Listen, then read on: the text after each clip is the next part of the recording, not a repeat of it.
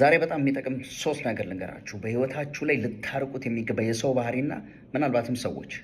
አንደኛው ዋጋችሁን ከሚያሳንሱ ሰዎች ራቁ። በፍጹም እናንተን ብልትል ከሚያደርጓችሁ፣ ትንሽ ከሚያደርጓችሁ ሰዎች ራቁ።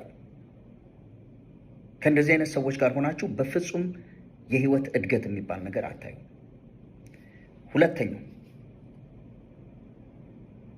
ከነዚህ ሰዎች ጋር ስትገናኙ ሁልጊዜ ድሬን የሚያደርጓችሁ፣ ቁስል የሚያደርጓችሁ፣ ምን ነው ባላገኘሁት ይህንን ሰው፣ ለምንድን ነው ደጋግሜ እሱ ስር የምገባው፣ ለምንድን ነው ደጋግሜ እሷ ስር የምገባው እንድትሉ የሚያደርጓችሁን ሰዎች ራቁ።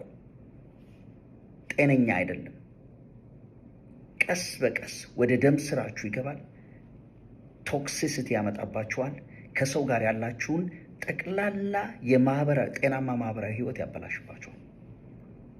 ሶስተኛውና የመጨረሻው በጣም ወሳኝ የሆነው ሰዎች እየጎዷችሁ፣ ብልትል እያደረጉ እያሳነሷችሁ፣ ዋጋችሁን ዝቅ እያደረጓችሁ እያያችሁት አይ ኢትስ ኖት ቱ ባድ ግን ምን ለማለት ፈልገውን እስቲ እድል ልስጠው እያላችሁ ደጋግማችሁ እንዲጎዷችሁ እድል የምትሰጧቸው ሰዎች፣ ከነዚህ ሰዎች ራቁ።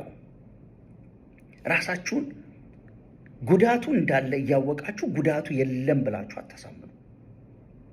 ይሴ እነሱ ለእናንተ ፈርስት ትራይ ካልሰጧችሁ እናንተ ለእነሱ ሰከንድ ቻንስ አትስጡ።